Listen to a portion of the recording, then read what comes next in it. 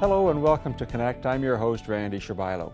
On today's show, Del Surjik, the Artistic Director for Persephone Theatre, will talk a little bit about himself and how he came back to Saskatoon and the future of Persephone Theatre. As always, we'd like to connect with you. Tweet Shaw TV Connect, find us on Facebook, email shawtvconnect@shaw.ca, or call us at 306-665-3796. Persephone Theatre is a home to many great plays and many great actors, and as such, it's a building on the river, but the people are what makes it. I've invited Del Surjik here today. He's the Artistic Director for Persephone. Del, thanks for making time. Absolutely, my pleasure. I want to talk about you, first of all, in terms of your story and how you came to be in Saskatoon, because you were originally from here. There's a story there, and I think that people want to know, how come we're so successful? I want to put you on a hot seat and talk about you. Yeah, I belong to that new subspecies, the boomerang. Absolutely, yeah. I did start my career here. I went to the U of S in the drama department there with a lot of very talented people. There was quite a wave of energy and excitement in the department at that time, which resulted in a whole bunch of us kind of spreading across the country and running theaters in every corner of the country, from Halifax to Vancouver. While I was here, upon graduating with like-minded individuals, I was one of the co-founders of Shakespeare on the Saskatchewan and the Saskatoon Soaps, and we had an incredible time, not believing for an instant that anything we were doing we were going to become institutions in the community, of course. We were just doing what we were excited about. Like a lot of people of that era, I became one of the exports of the community, along with grain. Where would that be now? Give us a time frame that you're talking about. Okay, well, we started Shakespeare on the Saskatchewan in '85, and I left town on Halloween of 1989. I dressed up as someone moving, and it was a very convincing costume. And I thought I was just going away for a bit of a sabbatical.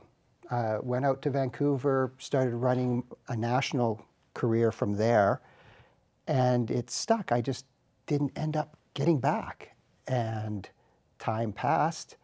I became really engaged in an exciting way in the Vancouver scene and the national scene. I moved through all the varied things that I love doing in theater, from directing to design work, to acting, and I was well embedded in that community when Tibor came calling to get me to come back to direct a show in the old building. And that was on Rushholm Road. Rushholm Road, yes. We reestablished our relationship through that. I directed a play called Dog Barked by James O'Shea, a very funny play. Had a great time, and we kept in touch. And Tibor kept making these allusions to, who's going to take over when he's no longer running the theater and things like that. And I'm going, Tibor, you're going to live forever. Stop talking to me about this. Sadly, when he passed, I was contacted by the staff of Persephone Theatre because he had left instructions that when the job be posted, that I be contacted to see if I would consider applying for it. When you get a message like that, you have to take it under serious consideration. I wasn't looking to move. I was very happy where I was. But I came out, and Saskatoon was transforming, and I was so excited, and there was all these great plans about building the new facility. There was a hole in the ground. I wore a hard hat. I took a tour. It was going to happen. And I'd spent a lot of time in Vancouver building community,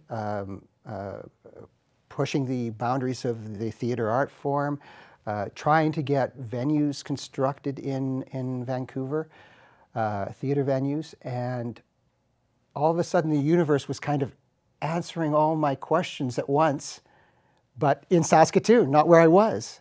My wife, Jonna Wright, was running a theater company there as well, so we had to sit down and talk about this because it was a big deal. I'm unplugging and coming. But the people at Persephone had done something so extraordinary and so exciting in managing to put together this new building to come to, and the drive that the community had behind it, I was absolutely enticed and excited about the possibility.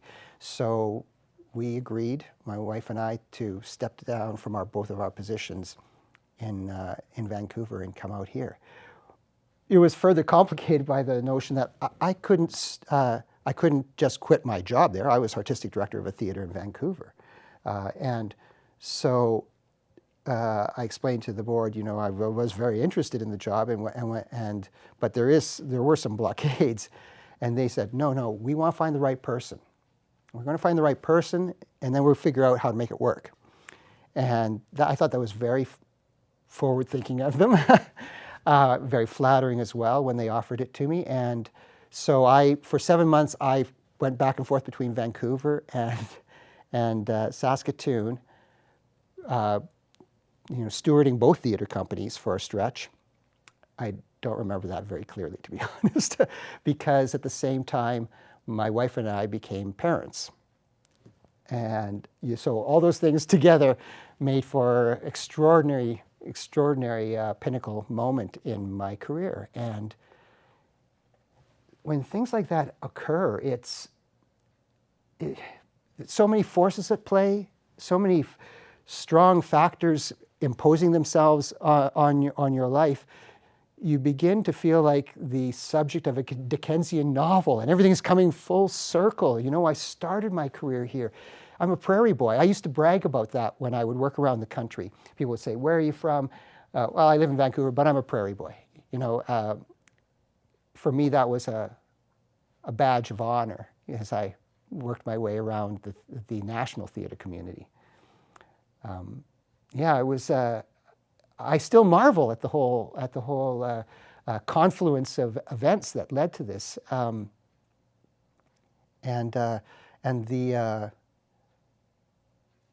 the instinct that Tibor had in prodding me, you know, and I kept saying, "Oh no, I'm happy where I am. I'm busy. I've got all these things going on," but it was almost like he knew something I didn't, and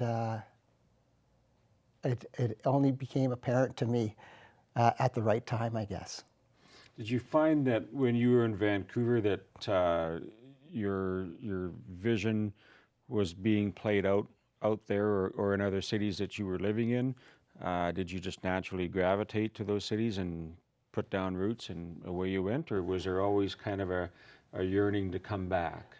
Good question. You know, I don't think people at that time were leaving Saskatchewan because they wanted to. I think, there was a certain amount of career health that had to be maintained by being exposed elsewhere.